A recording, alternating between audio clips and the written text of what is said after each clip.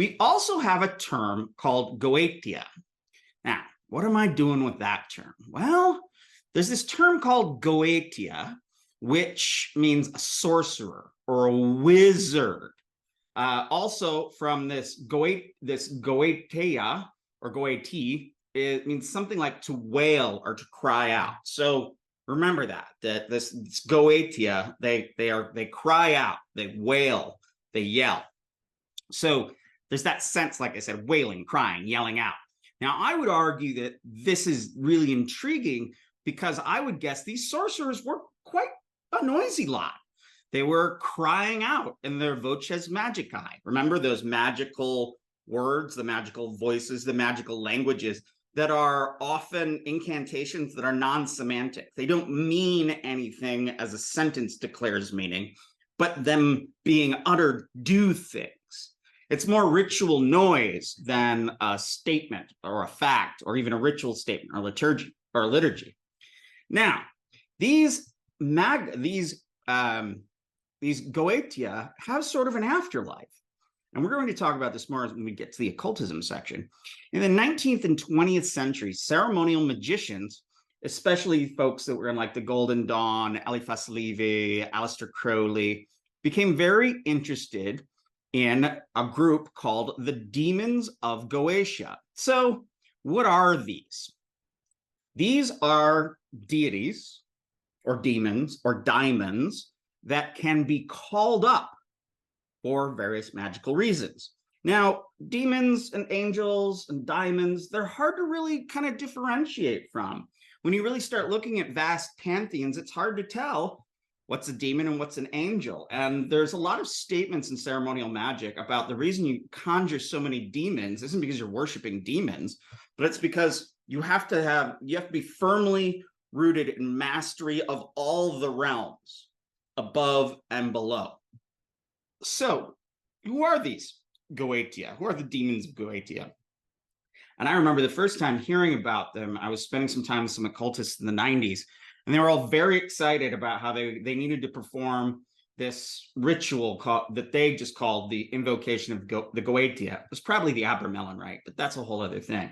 And they would talk about how after you've solemnly conjured up all of these demons and had them bind oaths to you, so you have control over them at that point, then you would get these like majestic abilities. You would have great knowledge. The lights would become brighter when you walk into a room.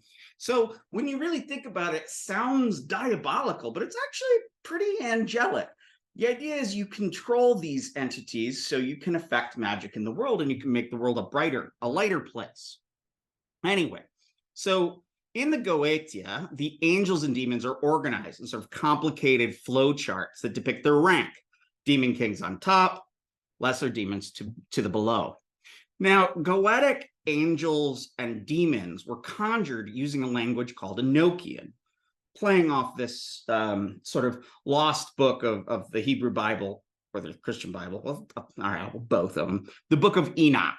Actually, I think that's the Hebrew Bible. So anyway, there were these characters named John Dee and Edward Kelly in the 16th century, in the 1500s. And John Dee was known for being a phenomenal astrologer, and Kelly was known for being a very good scryer, which means he could psychically understand things and predict things.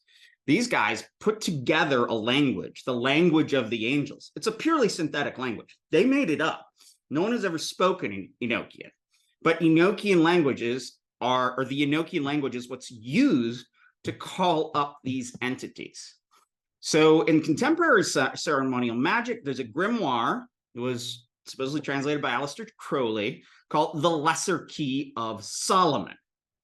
Yeah, that's Solomon, the guy with the temple, the big temple in the Hebrew Bible. So words matter in all of this.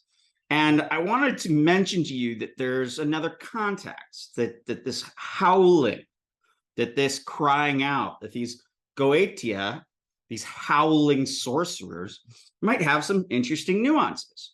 I mean, I would argue that we have, just in these words I'm talking about, we have whole contexts that are preserved by and in words. And from looking at etymologies, we can learn something more about concepts. So those Goetia, as I said, were called howlers. Well, in India, you have a very early ancient god named Rudra, whose name means howler or crier. Now, magic rituals often involve mantras, spoken spells, and prayers. Rudra is commonly invoked in a lot of these magic rituals that we're going to be looking at. Now, remember that a mantra can be repeated silently, it can be uttered and pronounced, like kind of muttered, or it can be like spoken out loud.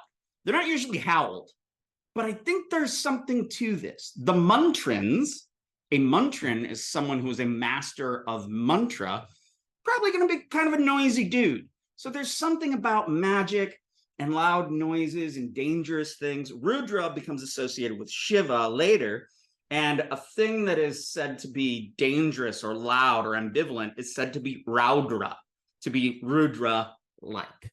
That's probably enough Sanskrit for just right now.